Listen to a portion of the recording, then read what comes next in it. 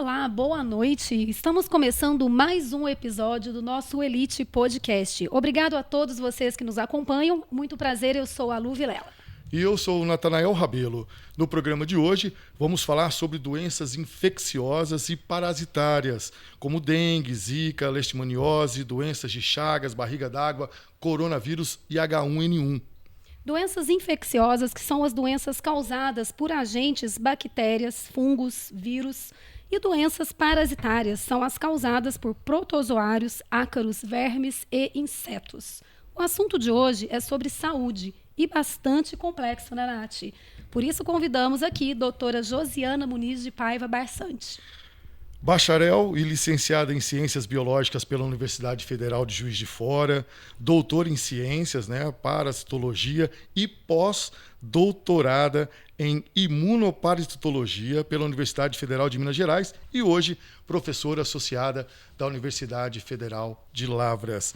Professora Josiana, muito obrigado pela sua presença aqui no Elite Podcast. Seja muito bem-vinda. Nath, Lu, eu que agradeço pela oportunidade de estar falando de um assunto que eu gosto tanto e que eu trabalho, e é uma oportunidade estar falando isso para vocês e para a população. Obrigada. O prazer é todo nosso. Muito bom. E antes da gente começar essa conversa, vamos primeiro apresentar aqui o nosso novo patrocinador, Nath. Verdade. Chegando aqui, o mais novo patrocinador do Elite Podcast, a Laut. E tem novidade, inclusive eles estarão aqui no próximo episódio contando pra gente essa chegada deles em Lavras e quem é essa dupla que vai estar à frente aqui. É legal, a gente quer Laut. conhecer esses empresários que estão aí à frente da Laut, que é uma cerveja super bacana, é premium, ela é artesanal, veio lá da cidade de Nova Lima, parece. Isso. E eles vão estar aqui no próximo programa para conversar um pouquinho com a gente, mostrar esse empreendimento que está sendo aplicado aqui em Lavras. E eu já fiquei sabendo que não é só cerveja, viu? Não, tem chopp também, tem gin, tem altas coisas. É o garoto Madeirite, né, que fica à frente aí também. Esse Madeirite é aquele cara famoso da internet, né? Como é que é o Sextou bordão? Bebê? Sextou Bebê. Deu meio-dia. É esse mesmo. E depois esse kit é seu, viu, doutora? Para você levar para casa e brindar lá com os seus amigos a chegada aí da Laut agora em Lavras. Com certeza. Legal, obrigada. Valeu, Laut. Vamos começar aqui então, né, com as perguntas. Primeiro vamos falar um pouco sobre você. É natural de Lavras, doutora? Não, sou de Juiz de Fora. Nasci, formei em Juiz de Fora, depois mudei para Belo Horizonte para fazer a pós-graduação e de Belo Horizonte, desde 2010, mudei para Lavras e estou aqui. Agora lavrense de coração. Que bom, né? Pois é, você é casada? Sou casada. Tem filhos? 2 filhas, Ana Carolina e Mariana. Estão todos aí com você?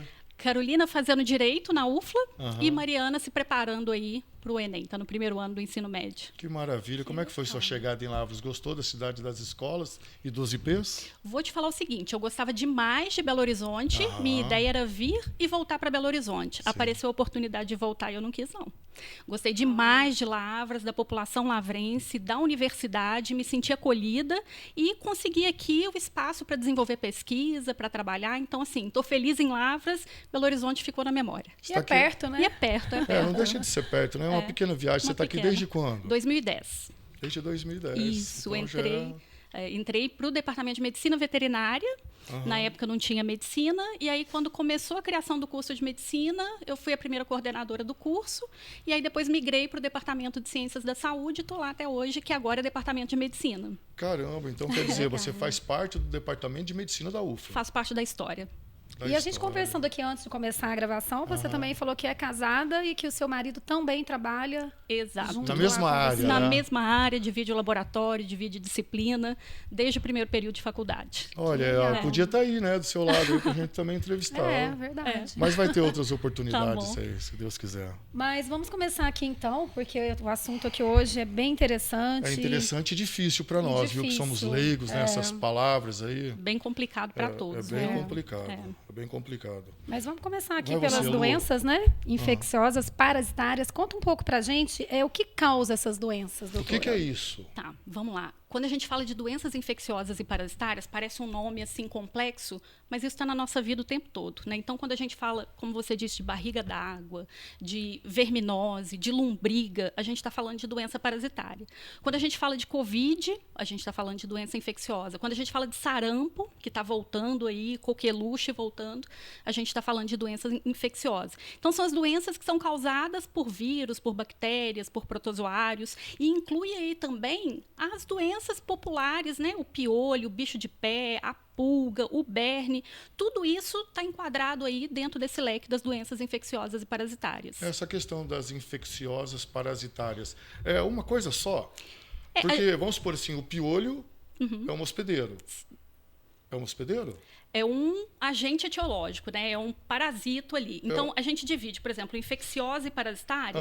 Se a gente for colocar de uma forma mais simplificada, a infecciosa é causada por vírus, bactérias e fungos. Certo. E as parasitárias, pelos parasitos, que são os ectoparasitos, que são os do lado de fora do nosso corpo, que aí entra o piolho, a pulga, o carrapato. Todos esses são ectoparasitos. O berne é considerado um ectoparasito, que é um parasito que está na superfície da nossa pele. E os endoparasitos, que são aqueles que são internos. Doença de Chagas, a malária, a lombriga, a esquistossomose, que é a barriga d'água, né? Então, a gente tem, assim, um leque de agentes que causam doença e que, como às vezes eles se misturam, a pessoa pode ter mais de um ao mesmo tempo. Então, a solitária, né? Que é a tênia. Então, isso tudo está dentro desse rol de infecciosas e parasitárias. Então, quando a gente dá aula mesmo, a nossa disciplina, ela é disciplina de doenças infecciosas e parasitárias, porque a gente fala de todos esses micro-organismos que causam doença, tanto nos seres humanos, né, nos animais, e alguns ali que passam do humano para o animal e do animal para o humano. E qual que é a forma de transmissão, então, das parasitárias? Ou porque as infecciosas também transmitem, ou só as parasitárias? Aí a gente entra nesse universo que eu falei, né? Então, cada uma Enorme, dessas doenças né? é gigantesco. É muito grande. Então, cada uma dessas tem um mecanismo diferente. Então, se a gente pensar, por exemplo, na tênia, que é a solitária, né? Que é uma doença importante aí tanto na área agropecuária quanto na medicina humana. A gente tem que o consumo da carne de bovino ou suíno contendo uma larvinha ali que a gente chama de cisticerco, que é a canjiquinha, né? Que a população popularmente conhece como canjiquinha. A gente se infecta se alimentando dessa carne contaminada, né, com essa forma. Se a gente pensar na lombriga, é a gente ingerindo um alimento que está contaminado, uma hortaliça mal lavada, uma água não filtrada, porque os ovos desse parasito estão no ambiente e a gente se infecta por essa via oral. A gente tem as doenças que são transmitidas por insetos, parasitárias também, ou doenças infecciosas que são transmitidas por insetos. Aí a gente tem dengue, zika, chikungunya, oropouche. A gente tem aquelas que são de contato direto. Se a gente pensar em Covid, você tem ali o contato pessoa a pessoa. Mpox, que agora também está aí como importância, né? Também é transmitida pelo contato pessoa a pessoa. Então, dependendo do tipo de doença que a gente está falando, a forma de transmissão vai ser diferente. Mas, de uma maneira geral, se a gente pensar as medidas que vão estar relacionadas ali ao cuidado com o ambiente, ao cuidado com a alimentação, tudo isso ajuda na prevenção de muitas delas. E a vacina, né? Fala de algumas prevenções, por exemplo, em casa. Ela conversando aqui, eu estou imaginando como será que é na casa da variar, doutora. viu, doutora? Olha, eu não sou neurótica, então é o que eu falo. Em casa são 2 parasitologistas, né? Eu e meu esposo. Se a gente for ser neurótico, você não come mais nada, você não come fora de casa. Né? Então, o principal, quando a gente pensa dentro de casa, é a prevenção com a higiene dos alimentos, né? Então, você vai comer uma carne de boa procedência, que tenha tido uma inspeção.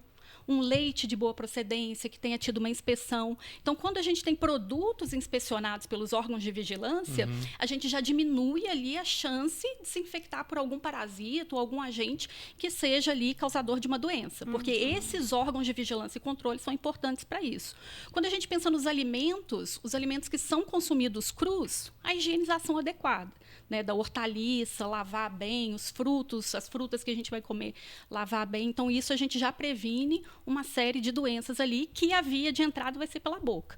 Né? Então, é importante. Porque quando a gente pensa, por exemplo, numa alface, num alimento que está ali no ambiente, muitas vezes essa água de irrigação que vai ser utilizada para regar aquela alface, para regar aquele alimento que está ali, às vezes vem de um rio, e esse rio às vezes tem dejeto humano, tem dejeto animal. Então, o importante não é a gente deixar de comer, é a gente higienizar adequadamente e comer produtos de boa qualidade ali dentro de casa. Quando você fala de produtos de boa qualidade, eu posso também dizer que o hábito de lavar bem as mãos contribui de alguma forma? Ou se a gente lavar bem os alimentos, a gente já fica mais tranquilo em relação a isso? Não, as duas coisas. Existe esse paradigma também aí, né? Então, por exemplo, foi feito um trabalho há um tempo atrás avaliando presença de formas infectantes de parasito em notas, em cédulas de dinheiro. Hoje a gente acaba circulando menos dinheiro, né? Hoje é tudo Pix, é tudo cartão, mas a manipulação do dinheiro ali, você tem que circula em muitos ambientes. E não só o dinheiro, mas tudo que a gente pega, né? Às vezes você vai na rua, põe a mão num corrimão. Quem está ali antes de você, será que tem o hábito de, ao ir ao banheiro, higienizar as mãos?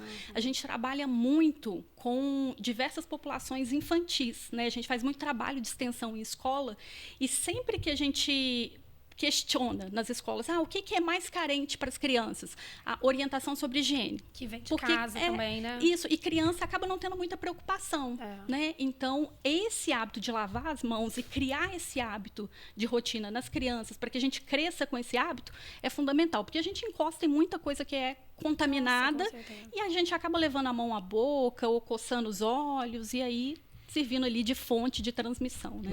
Você deu um exemplo claro, né, que é o problema do corrimão. Sim. Né? É muito fácil a gente pegar uma doença aí, porque a gente pôs uma mão ou mexeu em cédula de dinheiro, e não depois passou a mão na boca, no olho.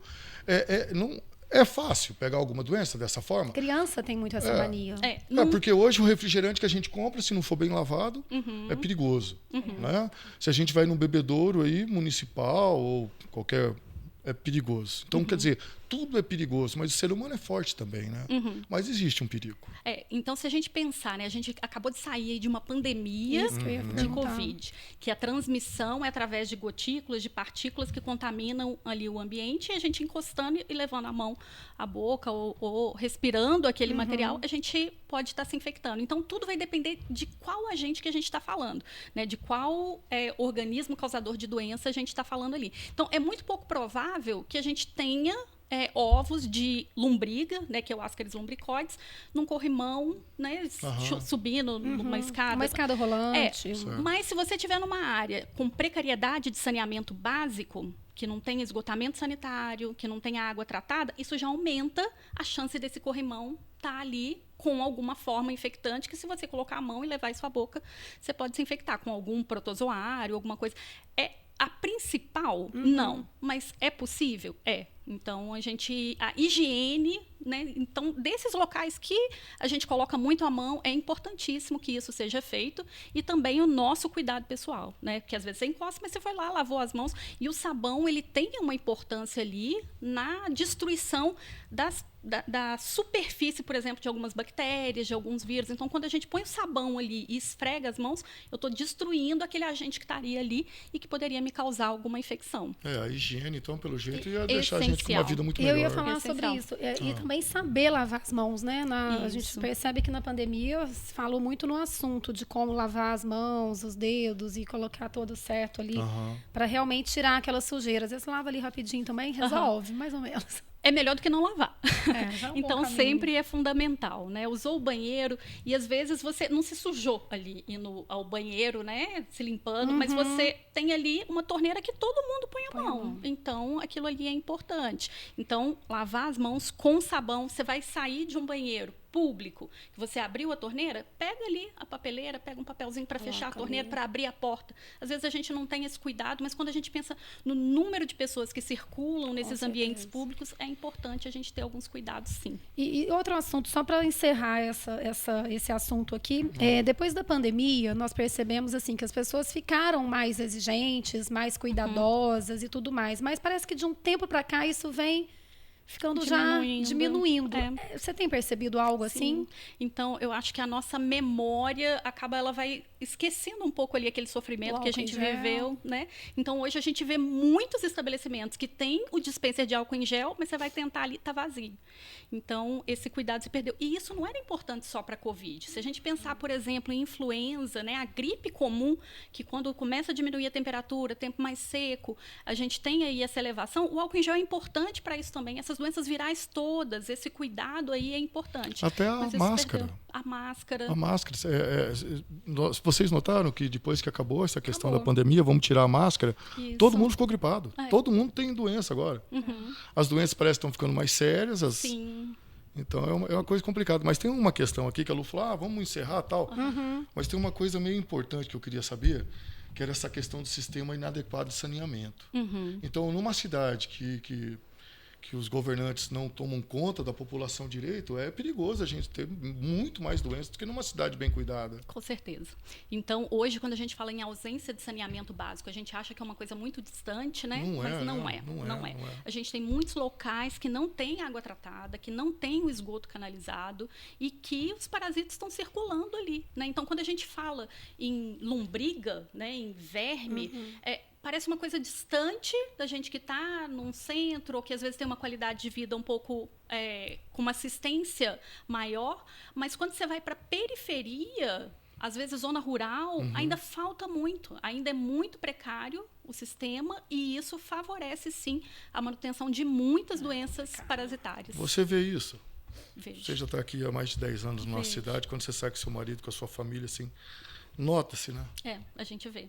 E algumas doenças, né, como vocês falaram aí na pandemia, que às vezes algumas coisas sumiram e hoje a gente vê também. Recentemente teve na mídia discutindo-se a questão de sarna. Infestação por sarna que fechou escolas aqui no sul de Minas. Nem escutava mais sobre isso. Nem ouvia mais isso. Mas é engraçado que a gente não escuta falar, mas quando a gente vai para as escolas da periferia e que a gente vai tratar, às vezes, com a população mais vulnerável, tá lá. Então, os professores relatam, nossa, teve criança que teve sarna e a mãe mandou para a escola porque não tem com quem deixar e a gente não pode deixar entrar na escola porque senão vai infestar a turma inteira. Então, é uma situação complexa, né? Porque, às vezes, você tem aquela mãe que trabalha, o pai que trabalha, ou, às vezes, um só que cuida da criança, a criança está doente, com quem ela vai deixar? Aí manda para a escola. Só que manda para a escola, você coloca em risco todo mundo. Então, outros alunos, professores e a escola toda. Isso. E é o que a gente vivenciou, né? Então, essa questão da sarna recentemente. E quando a gente vai para as escolas, a gente vê que piolho ainda está ali. A gente teve uma infestação de bicho de pé há uns 2 anos atrás, que foi bem complexa. Então, teve que ser feito um trabalho de intervenção, e com as crianças também para andarem calçadas. E quando a gente pensa, por exemplo, no bicho de pé, que parece uma coisa tão distante, você precisa de matéria orgânica ali. Então, se você tem uma criação de suíno, né, criando porco próximo à residência, você tem ali um ambiente que vai favorecer. Propício. E isso é permitido no ambiente urbano? Não, você teria que ter isso só em áreas específicas. Mas não é o que acontece na prática, não, né? De forma alguma. É o que acontece. Do lado da minha casa tem um pasto, tem até cavalo. Cavalo aí, meus bichinhos lá de casa das minhas filhas parecem com carrapato. E aí a gente tem que ir cuidando da melhor forma, mas no perímetro urbano, que não poderia ter, ainda existe. Ainda tem. Então, a gente teve surto de bicho de pé no perímetro urbano. É muito interessante quando você fica falando assim, porque parece que você está falando para nós aqui como se você não fosse da UFLA. Parece que o atendimento de vocês ali se estende pela sociedade. Eu estava vendo uma pergunta aqui da Lu aqui, ó. Aí pensei nisso agora. Sobre a UFLA contribuir? De que forma? Nossa, demais. Então, pois porque você está falando, não parece que você é da UFLA. Você está falando como se você fosse uma pessoa que contribuísse de alguma forma para a sociedade. Então, quer dizer, não fica só dentro dos portões da universidade, né? Não. E isso é uma coisa que a gente tenta quebrar muito, sabe? Porque às vezes a gente vai nas escolas e a gente ouve criança falar com a gente assim, mas eu posso ir na UFLA? Não paga para entrar na UFLA? Não, você pode ir, você pode visitar, você pode conhecer, você pode fazer caminhada. Então, esse trabalho de extensão, ele é essencial. E assim, eu sou uma apaixonada pela extensão. Sim. Então, eu trabalho com pesquisa, publico, tem núcleo de pesquisa, no PEB que a gente coordena, mas eu faço muito trabalho junto com a população. Então, nas escolas, na Vila Vicentina, que a gente trabalha com as idosas. Então, a gente faz muito trabalho com a comunidade.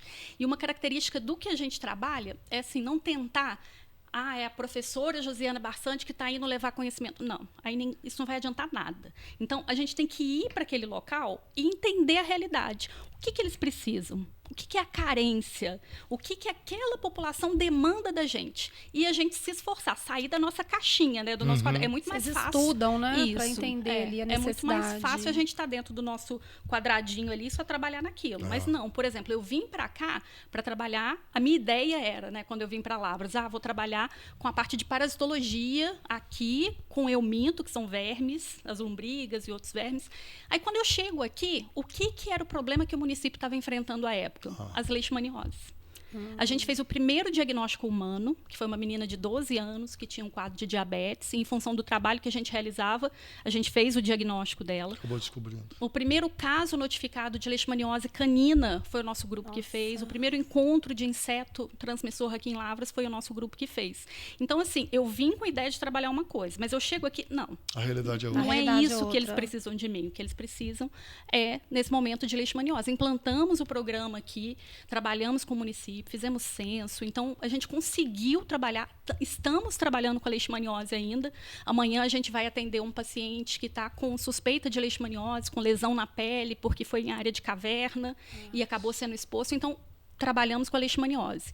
Na época que começaram os casos de Covid, foi o que a gente pensou, bom, a gente precisa, enquanto UFLA, contribuir com a comunidade de alguma forma. O que a gente pode fazer?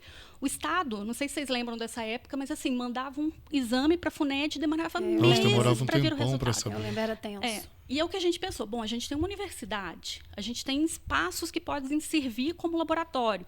Vamos estruturar um laboratório. Então, a gente conseguiu estruturar o Lab Covid, que foi o laboratório de diagnóstico, e a gente fez em 3 meses mais de 6 mil exames. Você que foi responsável por isso, foi né? responsável, Foi. Então, a gente fez o diagnóstico de Covid para a população, não só de Lavras, mas para vários municípios. Então, hoje, a gente já está aí com outras doenças circulando, né? Oropush, Mpox. Então, assim, o nosso objetivo enquanto universidade é a gente ser útil à população. É o que eu sempre falo com meus alunos. Quem paga o meu salário é o cidadão que está lá fora. Quem paga o estudo de vocês, o estudo não é gratuito. Tem alguém pagando. Os impostos estão pagando. Então, a gente precisa devolver. Então, essa interface da universidade com a comunidade e a gente fazer essa troca é fundamental, essencial. E acho que todo mundo bem, devia né? fazer. E funciona muito. Não, e é importante, porque nós precisamos disso. Sim. Agora, você está falando dessa interface. Como é que é a relação do reitor, né, do professor Escofro, com o departamento, com o setor da senhora, tal, em relação a isso? Vamos sair da universidade, vamos deixar os portões abertos. Como é que é? Dá tudo certo? É uma pessoa que é um aliado de vocês ali? Demais da conta. Então, até quando surgiu o curso de medicina, né, o curso de medicina ele tem ali um glamour visto pela sociedade. Na época eu estava como coordenadora. Foi o que ele falou comigo, Josi. O curso de medicina é mais um curso. É um curso para interagir igual todos os outros cursos. Nós temos uma universidade que nasceu nas ciências agrárias. Então, a medicina é para fazer essa interface com os outros cursos. E aí, o que é mais bacana é que a primeira turma de medicina da UFLA, eles fizeram o brasão deles, e normalmente aquele brasão é a folha de louro, né? Que representa. Eles fizeram com o cafezal.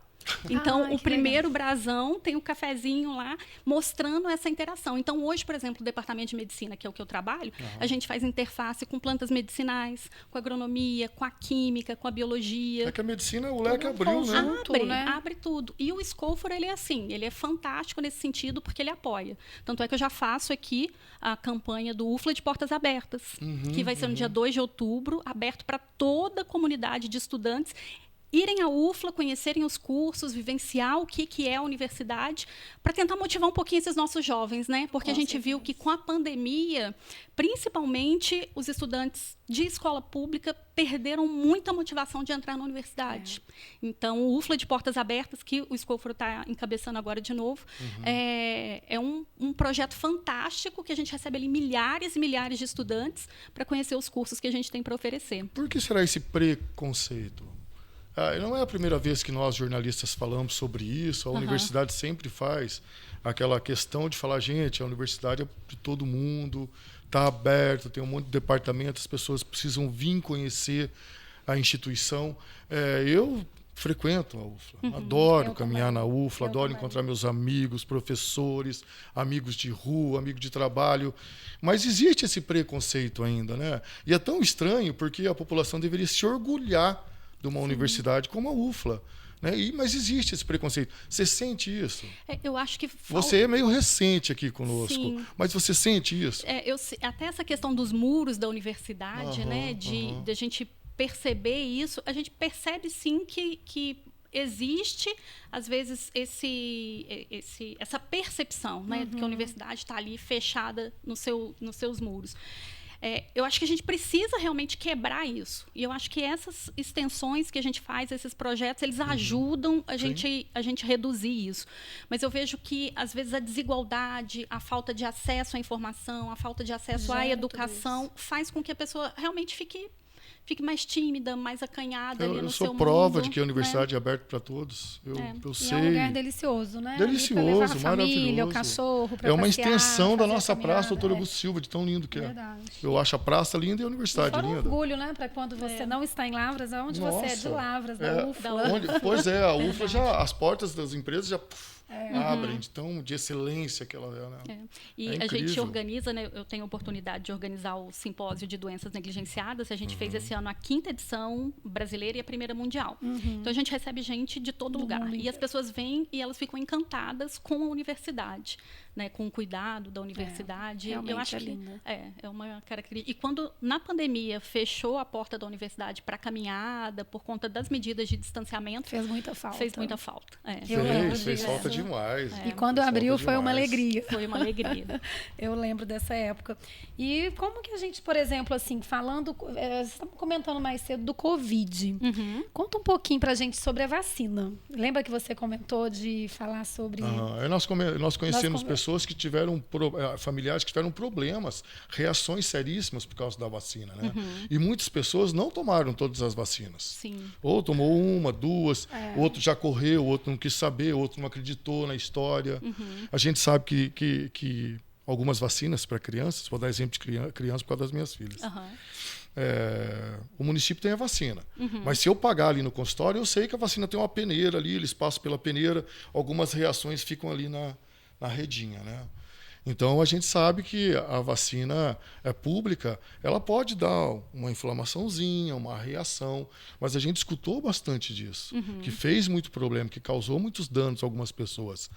A gente queria saber o que a senhora pensa sobre isso, É uma porque opinião bem importante. Isso é verídico, porque a gente sabe que aconteceu algumas coisas. Graças a Deus, na minha família deu tudo certo, não tive nenhuma perda, tal. Conheço família que perdeu pai, mãe, conheço gente.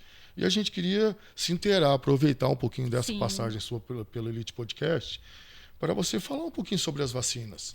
Porque não é fácil a gente inventar uma vacina em 30, 40 dias e sair vacinando todo mundo e falar que a vacina resolveu. Nunca foi assim. A vacina para dor de cabeça, a vacina para não sei o que, demorou anos e anos. E a Covid a gente conseguiu descobrir. Então, eu queria que você sanasse um pouquinho essas dúvidas nossas. Porque você já ouviu falar de alguém que teve um problema, uma reação? Olha, quando a gente fala de vacina, e aí eu falando aqui no universo da pesquisa, né, como pesquisadora, como cientista, eu sou defensora das vacinas. Eu acho que quando a gente pega a história da humanidade e os ganhos que a vacina nos trouxe, indiscutivelmente a gente está aqui hoje por conta de muitas vacinas. Vencemos todas as etapas. Vencemos todas as etapas.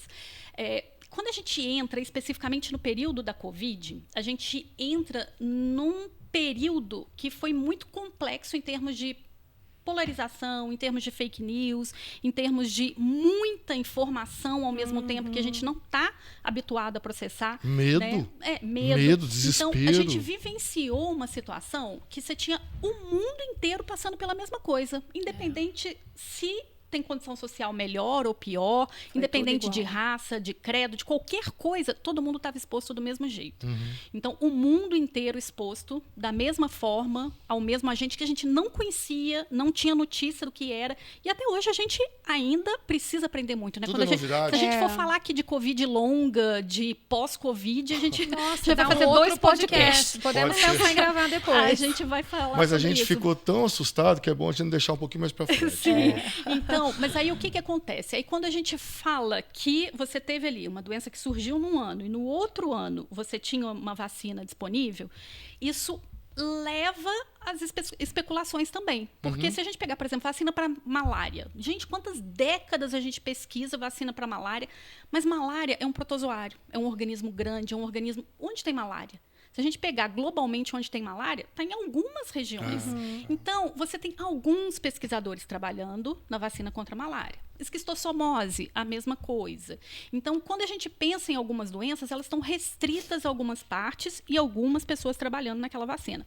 Quando entra a Covid, você tem ali o mundo inteiro sofrendo e os esforços mundiais todos em prol de busca de um conhecimento específico. A vacina da Covid surgiu em um ano? Não. Ela aproveitou a plataforma das vacinas para pólio, para sarampo, para todas as outras que a gente já tinha um desenvolvimento tecnológico. O Butantan, que fez a primeira, né, a Coronavac. Eu fui vacinada com Coronavac, 2 doses, né? E ele já tem um know-how de desenvolvimento de vacina. Então, ele pega toda aquela parte tecnológica que existe ali para poder fazer outro. Por exemplo, se hoje eu quiser fazer um estúdio de podcast, né? Eu não sei nada de podcast, mas eu venho aqui, olha, você tem isso, você pode me ajudar a montar ali? É muito mais fácil do que se eu não conhecer ninguém, não tiver ninguém, e eu tiver que começar a pensar em montar um estúdio do zero. Então, a gente já tinha muita gente que tinha uma tecnologia que funcionava não para o SARS-CoV-2, mas que funcionava para o coronavírus, que a gente tem vacina para coronavírus canino, que é um outro coronavírus. Que já existe. É o mesmo? Não, mas eu tenho uma tecnologia para aquilo. Eu tenho várias tecnologias que foram aproveitadas e os pesquisadores do mundo inteiro trabalhando em colaboração.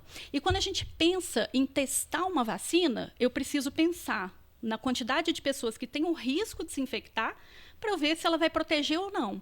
Se eu for fazer uma vacina para malária, eu tenho que ir para a região amazônica, eu tenho que ir para alguma região africana para fazer esse teste nessas Covid, não. Covid, qualquer lugar do mundo que você fosse, você tinha ali 100% da população exposta ao vírus que estava circulando. Então, esse tempo entre a produção da primeira vacina, ele não é só aquele tempo de um ano. Ele é toda uma história científica que tem por trás daquilo ali. A primeira vacina foi 100% eficaz? Lógico que não. Então, por exemplo, eu tomei 4 doses de vacina. Eu tive Covid 2 vezes. Então, a vacina, o objetivo dela, quando a gente pensa na pandemia, não foi não infectar pessoas, mas que quem se infectasse sofresse menos. Você sofreu? Eu tive o quadro respiratório da primeira vez. Na sua casa só você? Tosse. Eu tive e minha filha mais nova teve da primeira vez. Na segunda vez, a minha filha mais velha teve junto e meu esposo não pegou. Mas foi bem naquela época mesmo da pandemia ou foi bem depois? Eu peguei depois. E engraçado que na época mesmo da pandemia eu estava na linha de frente por causa do enfrentamento, né? Então a Coronavac me protegeu. Mas você levou para dentro de casa, né? Não. E eu peguei da segunda vez na minha filha, que ela foi para uma excursão de escola fora de Lavras, foi para a divisa de São Paulo, e aí a turma toda voltou infectada. Nossa, e eu peguei dela. Judiou dela? Judiou. Ela ficou baqueadinha, tadinha. Mas assim, não foi hospitalizada, em casa mesmo já cuidou. Já estava com vacina? Já estava com vacina. Agora, quando você fala, por exemplo, dos efeitos colaterais, sim. Então, se a gente pensar, se for tomar vacina para gripe, para febre amarela, a gente tem efeito colateral. Mas o que é isso? É uma saúde mais precária? Não, é resposta individual. E aquele negócio do sangue positivo e negativo? Isso ainda é pesquisado. Então, o seu marido é O positivo? Não, ele é B. Ele é B positivo? Ele é B. Super curioso. Não, ele é B negativo. Ele é B negativo. Ele é B negativo. Então não faz muito sentido. Não, mas ele nunca pegou dengue, não pegou Covid. Eu falei que eu vou levar ele para o laboratório para estudar, né? Olha. Porque ele foi exposto com todo mundo dentro de casa e ele nunca pegou. Mas então, efeito colateral de vacina tem.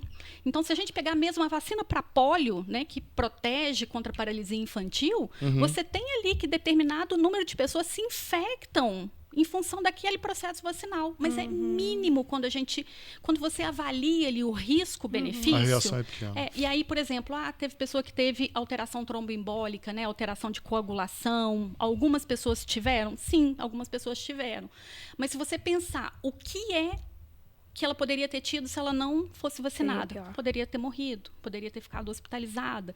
Então, algumas reações, sim, acontecem. Então, as vacinas elas vão passando por processos de melhoria nessa nesse desenvolvimento pra tecnológico, né, para melhor. Mas então, assim, ela foi a perfeita no início? Não. Mas ela protegeu, reduziu internação hospitalar, reduziu o óbito, gravidade? Sim. Tiveram pessoas que tiveram muita reação, ficaram baqueadas, sofreram quadros de cansaço, às vezes de sonolência, dor mesmo intensa? Sim. Mas isso daí é esperado em muitas vacinas que estão disponíveis aí para a gente tomar. E para vocês é normal, porque vocês já sabem dessas reações, né? Assim, E aí, sabem que pode acontecer. E aí, por exemplo, uma coisa que eu falava à época, né? Muitas pessoas falavam, mas qual foi o lote dessa vacina? Quanto tempo que ela foi produzida? Eu falei assim, gente, quando você perguntou quanto tempo demorou a produção da vacina de sarampo? Quando você vai no laboratório para vacinar o seu filho para pólio, ou que você vai na rede pública, quantas vezes você foi lá olhar quem tinha fabricado, qual o laboratório, quanto tempo de pesquisa? A gente nunca fez isso. Nunca fizemos. Mas, de repente, a gente começou a se preocupar com isso, né? Mas aí entra o excesso de informação. É a internet. E a gente não saber filtrar. Porque vem de tudo. Vem informação boa, vem informação mentirosas, ruim. E, às vezes, vem uma informação antes do tempo. Então, por exemplo, você tem que alguma droga está sendo testada para uma determinada doença ali. Né? Às vezes você tem um efeito no laboratório, que você pega a célula da pessoa, põe numa plaquinha de cultura, de plástico no laboratório, testa aquela droga, aquele fármaco ali, e ali funcionou. Ótimo, beleza. Eu posso tomar esse fármaco? Não necessariamente, que aí eu ainda tenho que fazer os outros testes. Qual é a toxicidade disso, né? Será que eu não vou me intoxicar? Será que às vezes isso daí não vai prejudicar mais o meu fígado, mais o meu rim, do que o efeito que eu estou esperando de proteção? Então, todo o desenvolvimento de uma nova droga, ela precisa de uma série de testes. Foi por isso que eu fiz aquela colocação, que precisa de tanto tempo para estudo, vocês já conseguiram. Bom, ficou bem claro para mim. Já existe uma plataforma, em cima dessa plataforma, a gente consegue estudar bem mais rápido. Né? Te deixou muito... te preocupou? O quê? Essa questão da Covid? Muito. Como é que era para você atender as pessoas? O que você sentia ali? Conta pra gente, porque eu não parei de trabalhar. Nem eu. Eu tinha que ir, eu trabalhava tal, eu não fiquei em casa, graças a Deus, porque quebrou muita gente. Né? Mas como é que era? Você chegava ali no trabalho, você estava à frente de tudo aquilo. Quer dizer, com certeza tinha muita gente que esquecia de bater o cotovelo, ou bater um soquinho, já pegava na mão. Como é que era? O que você sentia da população, das pessoas que procuravam vocês? Existia essa questão da neurose? Existia. E no início, né? E assim, eu estava em casa com meu pai, minha mãe, idosos que estavam comigo, meu esposo, que é diabético e hipertenso. Aí é tudo que não pode. Tudo que não pode, né? As duas filhas em casa. E todos como diz assim, todos não E você saía e voltava? E eu saía e voltava. Mas aí, assim, eu saía, aí era a fase da neurose. Então, realmente, nesse início, tinha a fase da neurose. Então, era máscara, saía de casa, de máscara, eu chegava em casa, então minha casa tinha uma área de serviço lateral, a roupa que eu tava de trabalho, ficava ali, direto pro banho completo, para depois entrar em contato com eles, e eu sempre de máscara. Então, eu que saía de casa, depois do banho, sempre de máscara, para evitar, mesmo estando em casa. Porque essa Covid foi uma coisa muito séria, meu. A Covid desestabilizou todo mundo. Essa questão de ficar em casa também desestabilizou a sociedade brasileira. Não, e a gente ainda do mundo, né? Eu acho que não é, eu falo do Brasil, mas exatamente, a gente ainda sofre. Aí nós começamos a usar máscara, ninguém mais ficou gripado. Aí foi melhorando, chegou as vacinas, todo mundo tomou vacina, foi diminuindo o número de mortes. E hoje a gente está sem as máscaras. Existe a Covid ainda? Existe. Mas então, nós estamos pegando Covid achando que estamos gripados?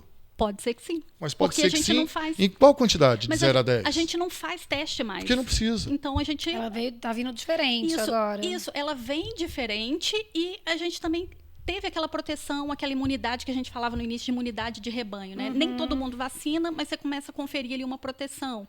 E a tendência, né, que a gente vê de muitas infecções virais e mesmo as parasitárias é com o tempo de convívio com aquela pessoa que sofre daquela infecção que ela tende a ser mais branda. Porque a gente pensa no micro-organismo, não é interesse dele que eu morra, porque se eu morro, ele morre junto. Então, entre aspas, aí, né, o interesse do micro-organismo, do parasito, é que ele consiga conviver ali, para ele se manter naquele ambiente, sem aquela pessoa morrer. Então, à medida que o tempo passe, o número de gerações que vão sendo realizadas ali por aquele micro-organismo, a tendência é a diminuição dessa virulência, né, dessa capacidade de causar uma doença grave. E junto à vacinação, a gente tem aí. Isso acontece assim para tudo? Não. Tem alguns micro-organismos que as mutações vão deixar eles mais graves, mais intensos. Por isso que é importante sempre a vigilância, o monitoramento. Porque você está falando aí que nós estamos muito mais protegidos agora com as vacinas, tal, e você é uma apoiadora, pesquisadora, tal, a gente entende. A gente entende qual que é o teu ponto de vista. Mas a pessoa que não tomou essa vacina, quer dizer, nós estamos protegidos. A pessoa não tomou a vacina. Existe essa mutação. Né? Essa pessoa que não tomou a vacina, ela está despreparada? Sim. Então, se a gente pegar hoje, as internações por Covid, elas estão relacionadas ali principalmente a indivíduos não vacinados. Mas pode haver morte? Pode haver morte. Porque o vírus não está ali do mesmo jeito. Está ali do mesmo jeito. Então, essa pessoa que não tomou, se tiver uma deficiência, algum probleminha, alguma diabetes, comorbidade, tal, alguma coisa, exatamente. Então, hoje, quem interna e quem morre de Covid, idosos, quem tem alguma comorbidade e indivíduos que não vacinaram. Então, são os principais grupos que ainda internam e sofrem mais da Covid. A gente tem outros que vacinaram e agravam? Sim. E a gente tem os que não vacinaram e que pegaram Covid e pegaram branda? Tem. Então, a gente tem muita variação individual. Né? É o que eu falei. Lá em casa, você tem 4 pessoas, 3 pegaram, 1 não pegou. Então, alguma coisa de diferente ele tem por estar exposto no mesmo ambiente e não ter se infectado. Ou teve uma infecção que nem passou percebido ali. Então, a gente tem na espécie humana, não só na humana, né, mas animal também, uma variação muito grande de resposta de defesa, né, o que a gente chama de resposta imunológica frente a uma infecção. As pessoas respondem de forma diferente, não tem um padrão certinho ali. Então, tem gente que teve Covid e teve sintoma respiratório. Teve gente que teve Covid e teve alteração neurológica, perda de memória, dificuldade de cognição. No início, quando eu tive a primeira Covid, eu tive muita queda de cabelo e uma perda de memória, assim, eu esquecia muito fácil algumas coisas. Depois isso foi recuperando, né? Então, cada um foi respondendo de uma forma. Então, essa perda de memória aí tem muita gente falando que é o pós-Covid. Sim, então tem Pode muito. ser. Tem muito. Pode ser, né? Não, mas é verdade. Não, então, sim, mas a pessoa chega memória... com 70 anos e fala que é pós-Covid. Mas tem muita gente falando sobre isso. Tá faltando Aí vitamina fica a aí, hein, dúvida. cara? Porque os meus pais tiveram Covid. O da minha mãe já tinha passado Covid por ela levou para todo mundo, depois descobriram que ela estava com Covid. O meu pai ficou com uns 2 anos com tosse. Foi por causa do Covid. E a gente achando que, a família achando que era uma alergia, alguma coisa. Aí chegou um amigo, doutor Luiz, médico lá do norte do Paraná, muito amigo da família, falou: Natanael, porque eu sou júnior, né? Natanael, isso aí é Covid. Ah, não deu outra. E ajuda também, né? Quando chega uma pessoa que entende e te ajuda, te orienta, parece que dá um chacoalhão, né, no nosso cérebro, a gente começa a entender melhor, até passa. Né? E a gente falando de vacinas, surgiu uma dúvida aqui.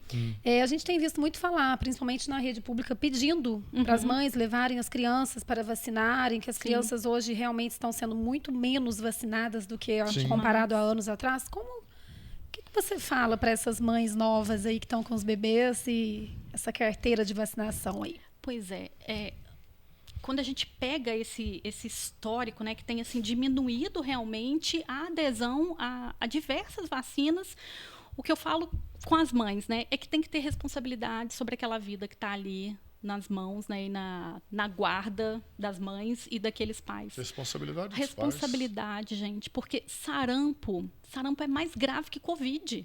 Espalha rápido demais e mata. E sarampo está voltando. E por que está voltando? Porque a gente tem muita criança não vacinada, adulto não vacinado. Tem vacinas que precisam ser reforçadas ali na fase adulta também.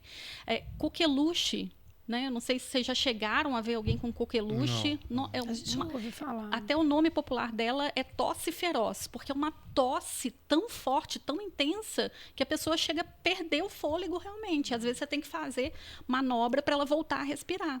e muito caso de coqueluche voltando. Então, são doenças que a gente tinha controladas e que hoje estão voltando. Mas isso porque não estão tomando vacina? Não estão tomando vacina. Então, a cobertura vacinal ela está muito abaixo do esperado em muitas regiões brasileiras.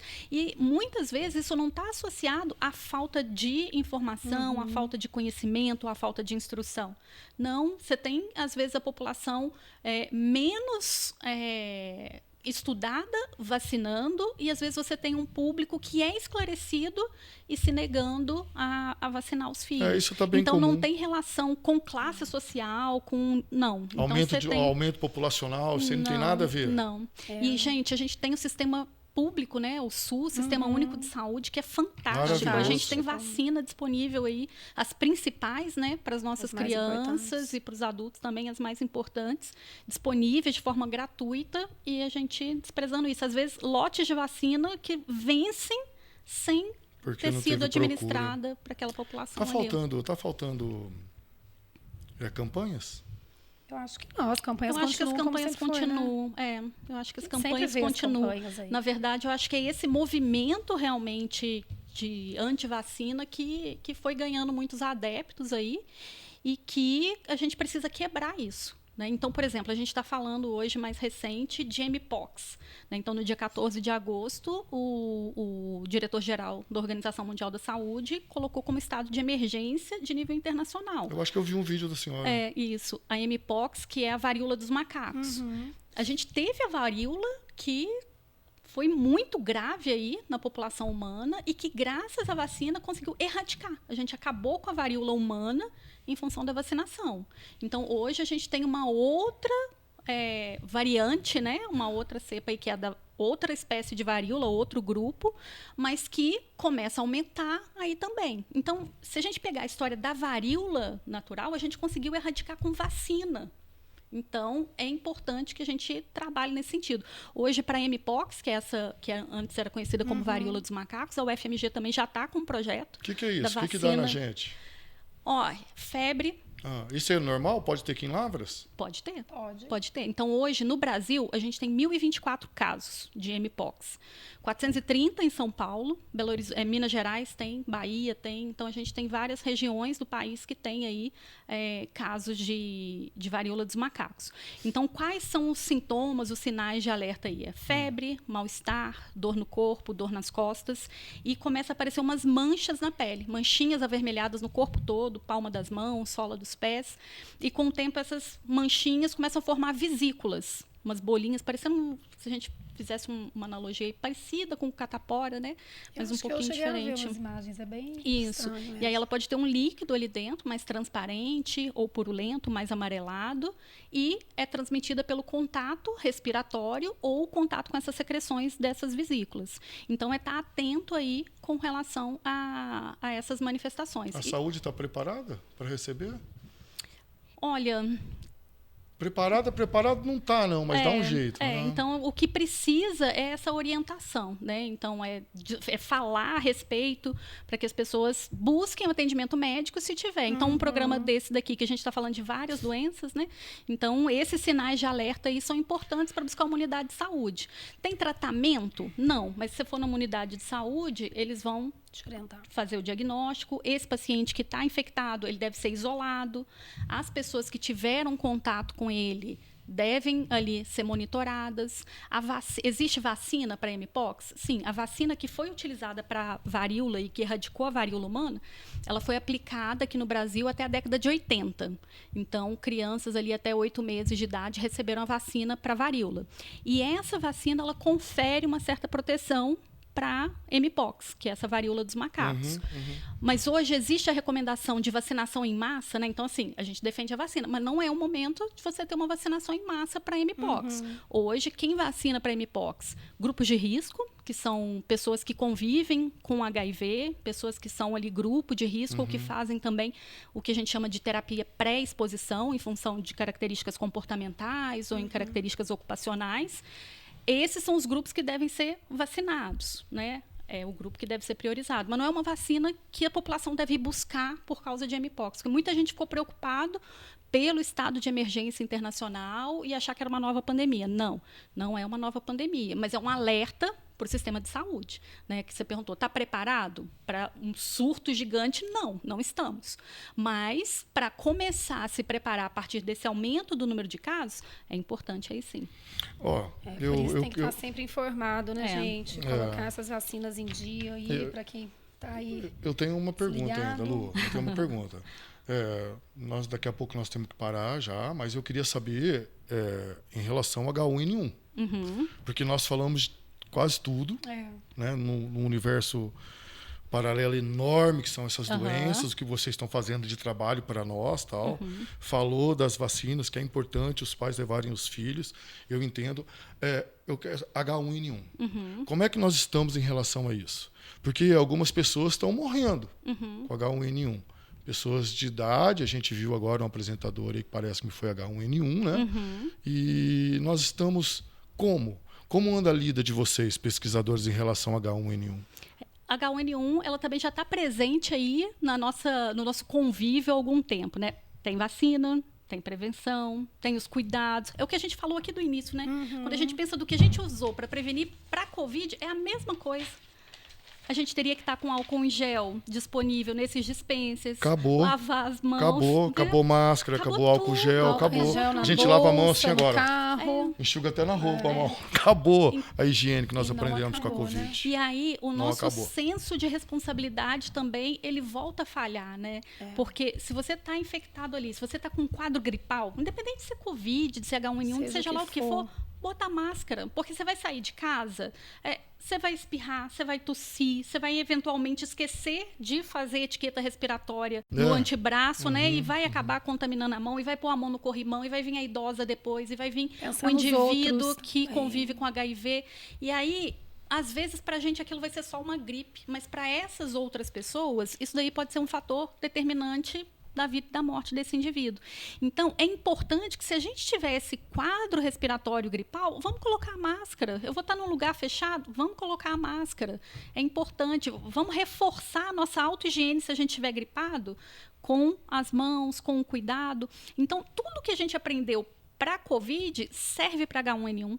Na verdade, quando a gente pega, né? E aí agora é um ciclo, né? E é o que eu falo. Você perguntou se a gente está preparado. Eu falo, gente, parece que a gente esquece as coisas o tempo todo. A gente teve a gripe espanhola lá no século passado, que quando a gente pega todas as campanhas que foram feitas para a gripe espanhola, as medidas de prevenção, as medidas de proteção e o que acontecia, eram as mesmas que a gente teve que voltar para a Covid e que agora é H1N1. Então, são coisas que estão ali na nossa vida o tempo todo, mas a gente vai negligenciando isso. Eu acho que também um pouco de tudo isso que está acontecendo agora, doutora Josiana, eu acho que as pessoas meio que cansaram. E só que não podia, né? Não podia ter cansado. Tem que lembrar que não pode cansar. Essa é a palavra. E tem até um colega meu, né, que quando a gente faz os vídeos e produz os vídeos, ele fala, a gente tem que pensar que as pessoas estão cansadas, então vamos tentar passar as mensagens de forma que aquilo ali não seja um grande problema de novo, mas que seja um alerta, porque precisa ser dado. E aí é o que a gente fala, né? Quando a gente pensa nas doenças, se a gente pensar dengue, 2024, gente, foi o ano com o maior número de casos da história da humanidade. A gente tem só na região das Américas, a gente chegou lá na marca dos 10 milhões de casos. E o Brasil responsável por 80% dos casos. Então, assim, nós somos ali o epicentro do mundo, o centro de fonte de infecção. E o que a gente precisa? Cuidar do nosso ambiente. 70% dos focos estão dentro de casa ou no peridomicílio. Todo mundo está careca de saber. Mas essas pessoas que têm esses problemas dentro de casa são as mesmas pessoas que jogam lata de tinta no terreno baldio, jogam saquinho plástico como se não fosse nada. Exato.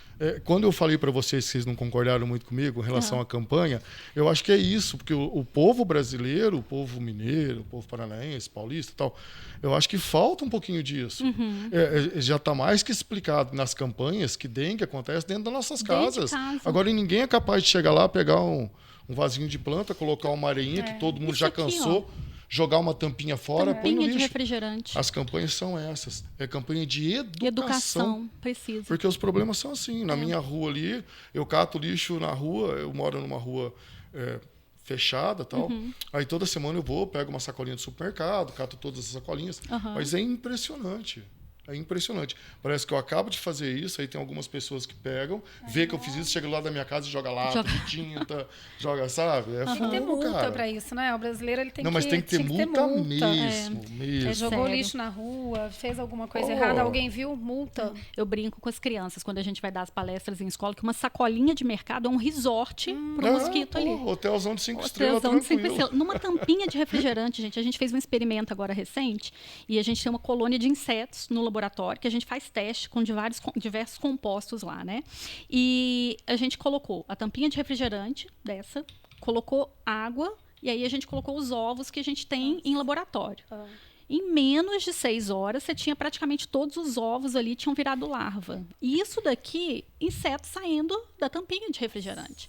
Então, uma tampinha que a gente deixa no ambiente, aquilo ali é um criador. Então, você imagina uma tampinha em 6 horas. E a gente está agora, né? Previsão de aumento das temperaturas. Ainda está sem água, mas aumentou a temperatura. Primeira chuva que der, inseto. Bomba de novo. De novo. Então a gente tem que estar com esse alerta aí antes que as chuvas comecem. Interessante. Você vê como isso, hein? Tantos assuntos aqui hoje depende de cada um de nós fazer sua parte, né? Exato. É isso aí. Bom, estamos chegando ao fim. Doutora Josiana Muniz de Paiva Barsante. Muito obrigado pela sua participação aqui no Elite Podcast. Professor da Universidade Federal de Lavras. É sempre um prazer receber esse pessoal aqui, né, Lu? Uma honra. Foi muito legal. É uma pena, né? Que a gente tem aí 1 hora para poder falar, porque dá para a gente conversar bem mais. Mas agora que nós descobrimos que o marido dela também é da área, a gente já pode diversificar um pouco, né? Fica aí sabendo, né? Doutora, muito obrigado pela sua participação. Foi um prazer enorme e queria que você realizasse as suas considerações finais. Nath, Lu, eu que agradeço pela oportunidade de estar aqui, né? É o que você falou aí, que a gente falou de várias doenças que dependem de cada um de nós. E eu acho que o fundamental disso tudo que a gente discutiu aqui é que, exatamente, cada um de nós tem a sua parcela de responsabilidade em tudo isso que a gente vive hoje, né? E não adianta a gente querer responsabilizar o outro. A culpa é do reitor, a culpa é do gestor, a culpa é do ministro. Não, a culpa é de todo mundo. Exatamente. É cada um que tem que se apropriar de qual é o seu papel naquela prevenção ali e fazer a sua parte. E a gente, enquanto população, fazer o melhor que a gente puder, né? Contem sempre comigo. Foi um prazer estar aqui com vocês. Aprendemos bastante aqui. Já vou pegar meu álcool em gel, colocar na bolsa e vamos voltar aí. Eu tenho certeza que é verdade. Amanhã já vai ter um álcoolzinho aqui para passar. Importante, é importante. E foi muito válido mesmo essa conversa. Nossa, foi ótimo. Se você não for levar a cerveja Laut... É claro que eu vou levar. Não é possível que esse cara... Não é possível, viu? Com certeza. Tenho certeza que você vai adorar. Obrigada, gente. É muito legal essa turma aí também. Estão chegando em Lavras. Fazendo parceria com a gente, que também, com certeza, a gente vai poder voar muito mais do que a gente já está querendo voar. Coisa boa. Um brinde à vida, né? Um brinde à vida. Obrigada, gente. Gente, a todos vocês, valeu aí pela participação. Muito obrigado. Até mais. Até mais.